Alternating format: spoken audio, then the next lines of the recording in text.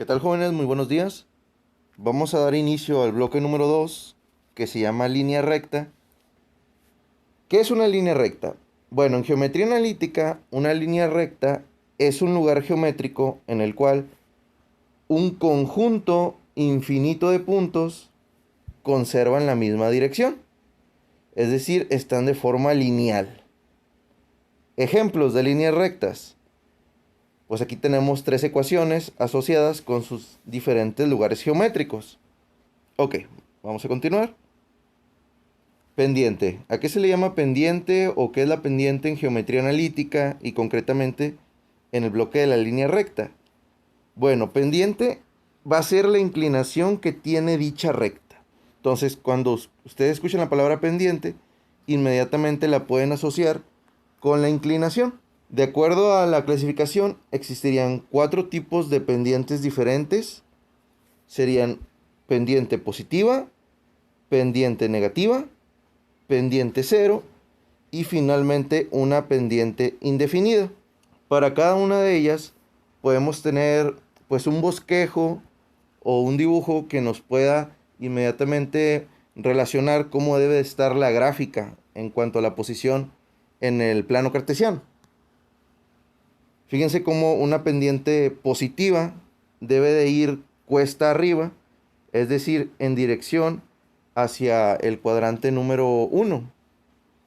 En cambio, una pendiente negativa va a ir cuesta abajo en dirección de izquierda a derecha hacia el cuadrante número 4. Para el caso de la pendiente igual a 0, pues tendría que ser una línea recta que está a 0 grados, es decir, una línea horizontal. Y su pendiente pues va a ser igual a 0. Finalmente, la pendiente indefinida, que es la última, pues tendría que ser una línea recta, de forma vertical, que también podemos decir que tiene una pendiente infinita. ¿Sí? Puedes relacionarlo con el símbolo del infinito o expresarlo con la palabra indefinida. Ok, bueno, estos serían los 4 tipos de pendientes. Cuando ustedes suben, ya sea una loma, un terreno, algo que tiene una inclinación, que perfectamente puede ser una escalera, en ese momento ustedes están presentando una pendiente positiva, como es en el caso de esta imagen, donde se ven que están subiendo o escalando una montaña. Ahora, teniendo ese mismo terreno, esa misma escalera, esa misma loma, esa misma inclinación, si tú vas hacia abajo, es decir, vas bajando, entonces ahí tendrías una pendiente negativa. Sí, entonces el sentido en el cual tú te vas dirigiendo importa para clasificar si es una pendiente positiva o es una pendiente negativa. En el caso de que tú tengas un piso o un terreno sin inclinación, es decir, a 0 grados, como normalmente tú te vas desplazando a lo largo de tu trayectoria, pues entonces ahí tendrías una pendiente que es equivalente a 0. Ahora hablemos del ángulo de inclinación.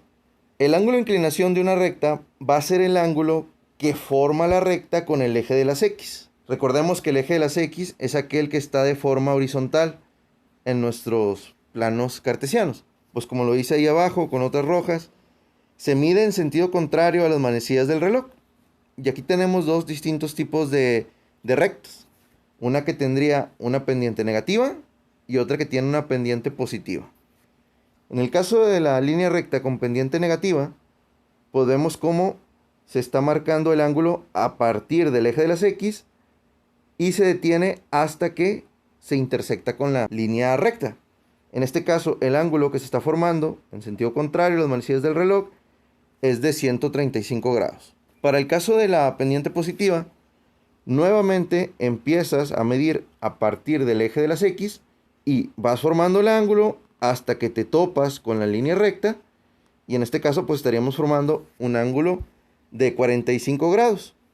En ambos se está utilizando una notación para el ángulo a partir de letras griegas. Esta letra griega, a pesar de que quizás no se distinga, pues vendría a ser la letra griega alfa.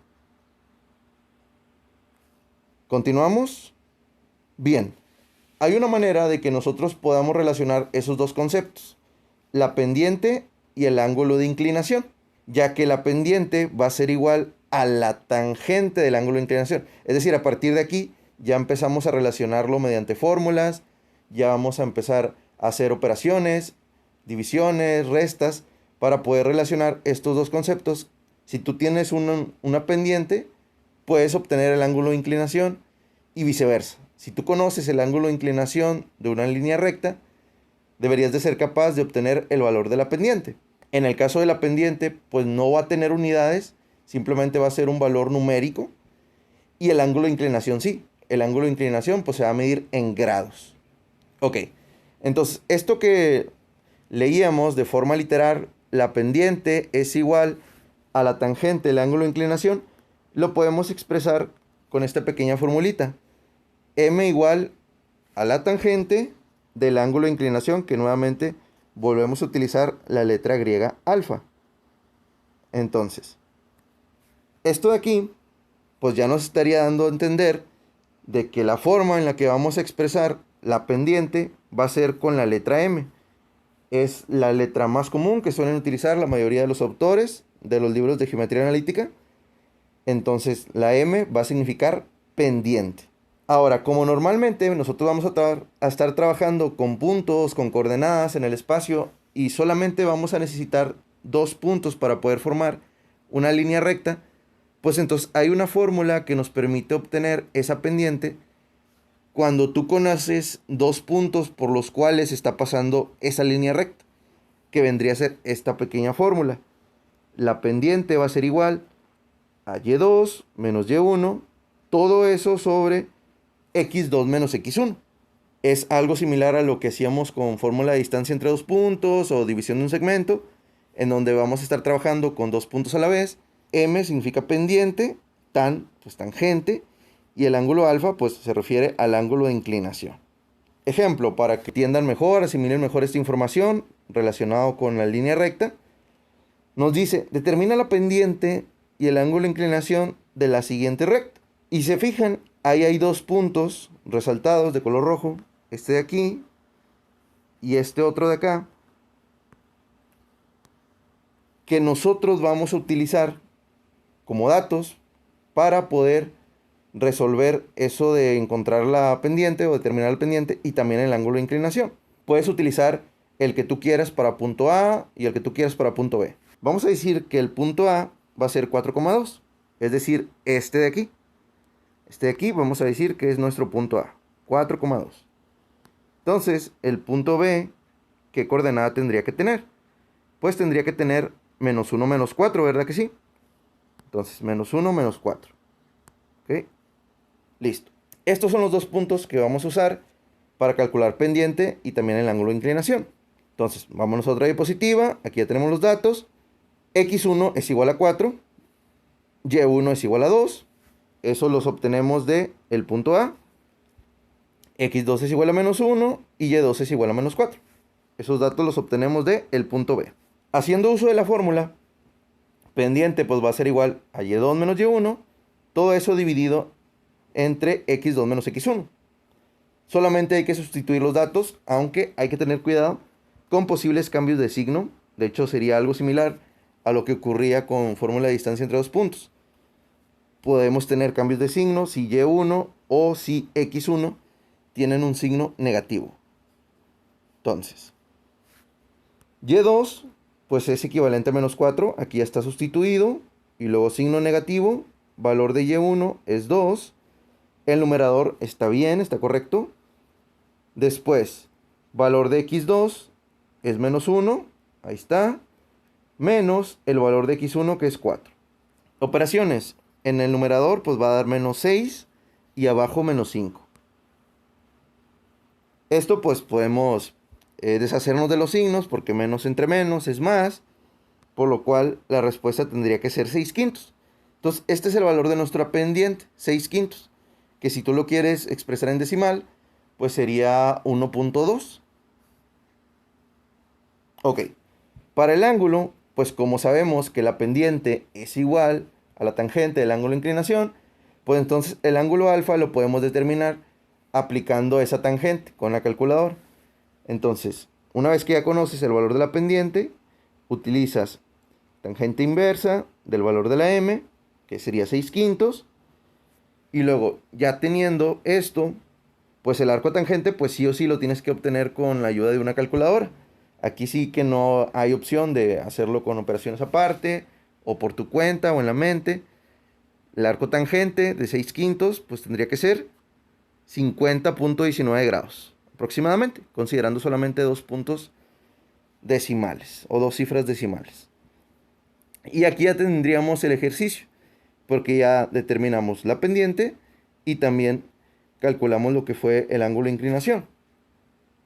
Esto pues perfectamente lo podemos expresar en el plano cartesiano que teníamos desde un principio.